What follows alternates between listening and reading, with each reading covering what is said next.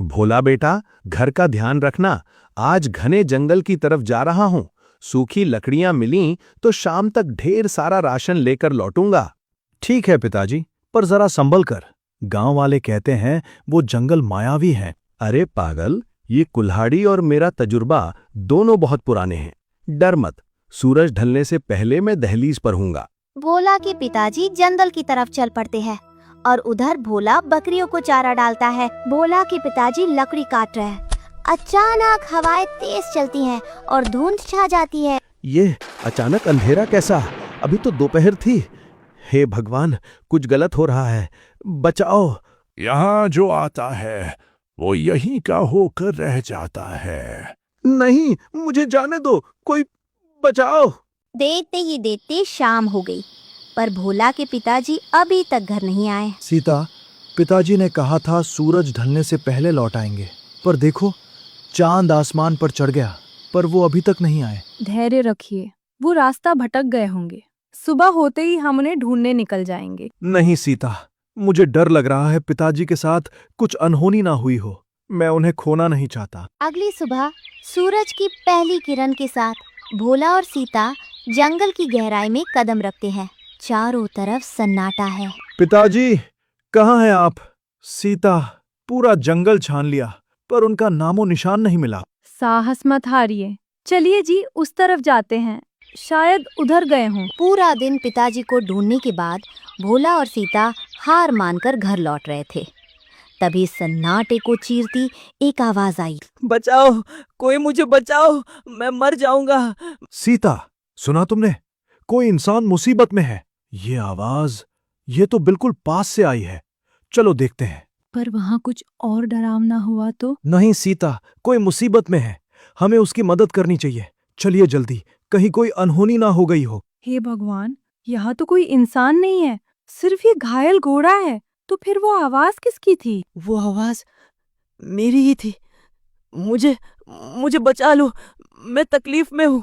हे भगवान, ये घोड़ा, ये तो इंसानों की तरह बोल रहा है। सीता भागो, भूत भागो सीता, ये कोई मायावी जीव है। डरो मत भाई, मैं कोई राक्षस नहीं हूँ।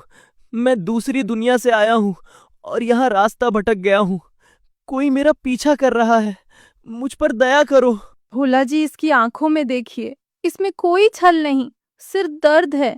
हम इसे यहाँ मरता हुआ नहीं छोड़ सकते, ये बहुत घायल है। अगर हमने इसे यहाँ छोड़ दिया तो ये मर जाएगा। हमें इसे घर ले चलना चाहिए। भोला और सीता उस घोड़े को घर ले आते हैं। कुछ दिन उसकी सेवा करते हैं। जब वो पूरी तरह ठीक हो जाता है। अब तुम ठीक हो गोलू। अब साफ साफ बताओ, तुम कौन हो और उस जंगल में तुम्हारे पीछे कौन पड़ा था? मालिक, मैं अपनी दुनिया का एक साधारण प्राणी हूँ, पर यहाँ के लिए मैं अजूबा हूँ। कोई है जो मेरी शक्तियों का भूखा है और मेरा पीछा कर रहा है। पर गोलू, उस जंगल में हमारे पिताजी भी गायब हो गए हैं। क्या तुम्हें पता है वहाँ क्या हो रहा है? मालिक, उस जंगल में कुछ बहुत अजीब और खतरनाक हो रहा है। लोग यूं ही गायब नहीं हो रहे, इसके पीछे कोई बहुत बड़ी साजिश है। ऐसे ही कुछ दिन बीत गए। भोला अब लकड़ी काटने के लिए गोलू को भी साथ ले जाने लगा। लकड़ी काटते काटते भोला का मन भर आता है। गोलू, ये गरीबी और ये अकेलापन, कभी कभी हिम्मत टूट जाती है। मेरे पिताजी भी इसी जंगल में आए थे, पर फिर कभी वापस नहीं लौटे। मालिक, आप हिम्मत मत हारिए। बुरा वक्त हमेशा नहीं रहता, सब ठीक हो जाएगा। मैं आपके साथ हूं ना। चलो गोलू, अब हमें घर चलना चाहिए, शाम होने को आई है। भोला और गोलू घर की ओर निकल पड़ते हैं। तभी उनकी नजर एक पेड़ के नीचे बुजुर्ग पर पड़ती है। काका, आप यहाँ अकेले क्यों रो रहे हैं? क्या हुआ? क्या बताऊं बेटा, 2 दिन बीत गए। मेरा जवान बेटा लकड़ी काटने आया था, अभी तक नहीं लौटा। इस जंगल ने मेरा सहारा छीन लिया। मालिक, ये तो बिल्कुल आपके पिताजी जैसा मामला है। आखिर इस जंगल में सब गायब क्यों हो रहे हैं? बुजुर्ग आदमी घोड़े को बोलता देख एकदम से डर जाता है और उसकी आंखें फटी की फटी रह जाती है। ये क्या? भोला बेटा, ये जानवर इंसानों की तरह कैसे बोल रहा है? ये कौन है? डरो मत काका, ये गोलू है। ये बहुत नेक और समझदार है। इसने मेरी जान बचाई थी। काका, आप रोना बंद कीजिए और घर जाइए। आपका बेटा जरूर मिलेगा, मैं वादा करता हूँ। यहाँ बैठना खतरे से खाली नहीं है। भोला और गोलू घर की तरफ चल देते हैं, पर भोला के दिमाग में अब एक ही सवाल घूम रहा था। गोलू, ये सिर्फ इत्तेफाक नहीं है। गांव के एक के बाद एक लोग गायब हो रहे हैं, पर कैसे? उन्हें कौन ले जा रहा है? मालिक, समस्या जितनी दिख रही है उससे कहीं गहरी है, पर आप चिंता मत कीजिए, मैं सब ठीक कर दूंगा। अगले दिन भोला और गोलू फिर से जंगल की ओर बढ़ रहे होते हैं। तभी उनके सामने एक बेहाल आदमी आता है जो बुरी तरह रो रहा है। अरे काका, क्या हुआ? आप इस तरह बिलक बिलक कर क्यों रो रहे हैं? बेटा, मैं तो बर्बाद हो गया। कल मेरी बेटी की शादी है और आज घर से सारे गहने और धन चोरी हो गए। अब मैं समाज को क्या मुंह दिखाऊंगा? रुकिए काका, रोना बंद कीजिए, आपकी समस्या का समाधान हो जाएगा। हे भगवान, ये घोड़ा बोल रहा है। ये क्या? बेटा, ये जानवर इंसानों की तरह कैसे बोल रहा है? ये कौन है? काका, डरिए मत। ये कोई साधारण घोड़ा नहीं है। ये हमारी मदद करेगा। गोलू अपनी आंखें बंद करता है और उसके माथे से एक तेज रोशनी निकलती है। अचानक जमीन पर गहनों से भरी पोटली और धन प्रकट हो जाता है। बेटा, ये घोड़ा नहीं, ये तो साक्षात भगवान है। इसने मेरी इज्जत बचा ली। मैं तुम्हारा ये एहसान कभी नहीं भूलूंगा। ये लीजिए काका, अपनी बेटी की शादी धूमधाम से कीजिए। एक बात याद रखना काका, अगर किसी को भी पता चला कि मैं बोल सकता हूं या मैं जादुई हूं, तो ये सारा धन श्राप में बदल जाएगा।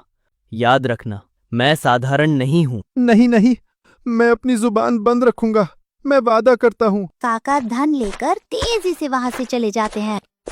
काका के जाने के बाद भोला गोलू को हैरानी से देखता है। अरे गोलू, तू तो बड़ा भारी जादूगर निकला, पर ये सब तुझे आता कैसे है? मालिक, मैं जिस दुनिया से आया हूं वहां हर प्राणी जादुई है।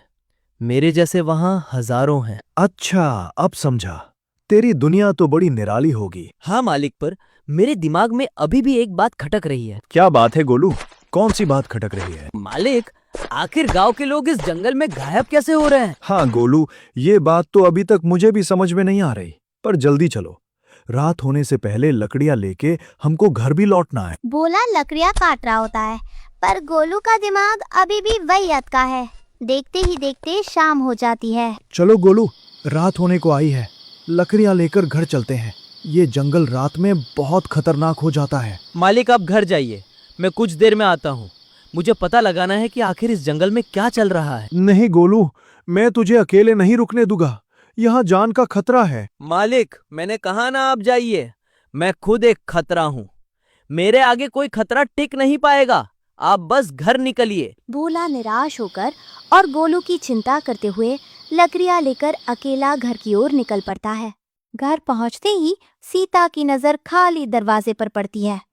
उसके चेहरे पर हवाइयां उड़ने लगती हैं। अरे, आप अकेले? गोलू कहाँ है? वो आपके साथ ही तो गया था। वो कहाँ है? सीता, गोलू कोई साधारण घोड़ा नहीं है।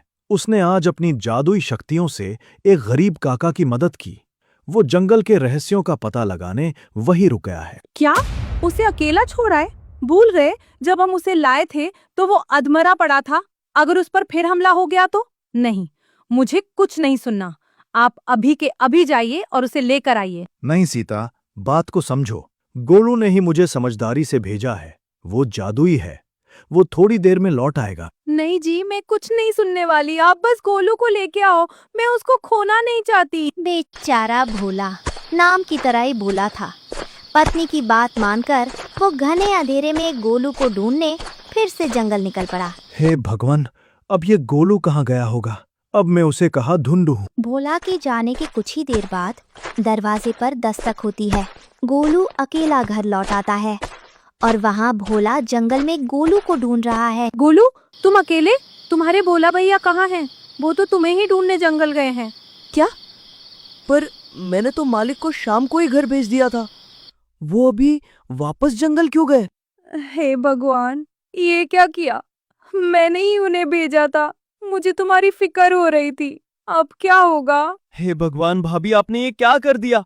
वो जंगल आधी रात को साक्षात मौत का घर बन जाता है और मेरे मालिक तो बहुत भोले हैं। वो अपना बचाव भी नहीं कर पाएंगे। भाभी, आप यही ठहरिए, मैं अभी जाकर उन्हें लेकर आता हूँ। नहीं गोलू, मैं तुम्हें फिर से अकेला नहीं जाने दूंगी। मैं भी तुम्हारे साथ चलूंगी।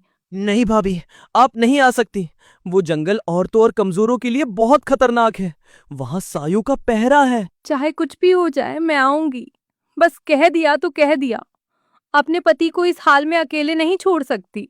चलो गोलू। मजबूर होकर गोलू सीता को साथ लेता है और दोनों उस खौफनाक जंगल की ओर निकल पड़ते हैं, जहां हर कदम पर कोई नया खतरा इंतजार कर रहा था।